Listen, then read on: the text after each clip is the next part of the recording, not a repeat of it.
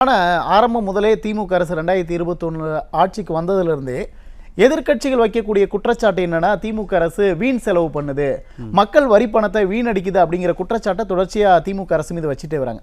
அப்படி என்ன வீண் செலவை, மக்கள் வரி பணத்தை எந்த வகையெல்லாம் திமுக அரசு வீணடிச்சிட்டு இருக்கு? இல்லை, இப்போ நம்ம சொன்னது தான். இப்போ ஒரு சாலை வசதியாக இருக்கட்டும், இங்கே நீங்கள் அவங்க என்ன சொன்னாங்கன்னா 4000 கோடி ரூபாய் எதற்காக அப்படின்னா மழைநீர் கால்வாய்கள், வெள்ள நீர் பாயிருக்கு, இதெல்லாம் சென்னையை சுற்றி அந்த இன்ஃப்ராஸ்ட்ரக்சரை பண்ணுறேன்னாங்க.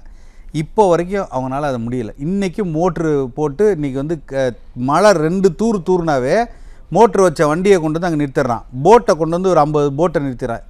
அப்போ என்ன அர்த்தம்?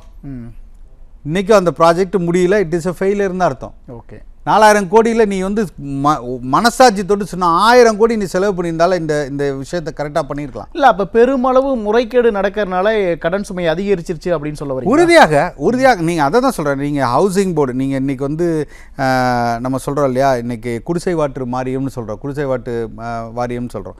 குடிசை மாற்று வாரியத்தில் நீங்கள் கட்டின வீடுலாம் நான் மனசாட்சியோட நேற்றுக்கு தான் நான் போய் பார்த்துட்டு வந்தேன். கண்ணையினரில் ஒரு முறை இந்த அரசை நீங்கள் போய் அங்கே நின்று பார்க்க சொல்லுங்கள். அது எவ்வளோ கேவலமான ஒரு இடத்துல நிற்கிதுன்னு. இடிஞ்சு விழக்கூடிய இடத்துல தான் நிற்கிது எல்லா கட்டணம். இப்போ கட்டணம் முதற்கொண்டு நான் சொல்கிறேன்.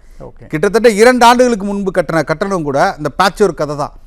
ஒரு கட்டணம் கூட உருப்படியாக இல்லை. அப்போ எந்த இடத்துலையும் இவர்கள் சரியான மக்களுக்கான திட்டங்களே அவர்கள் சரியாக கொண்டு போய் சேர்க்கலைங்கிற. இதெல்லாம் ப்ராஜெக்ட் போடுவான், 1000 கோடிம்மா, அதில் அவன் 100 கோடி 200 கோடி செலவு பண்ணுவான், மித்த 800 கோடி அவன் கைக்கு தான் போகும்.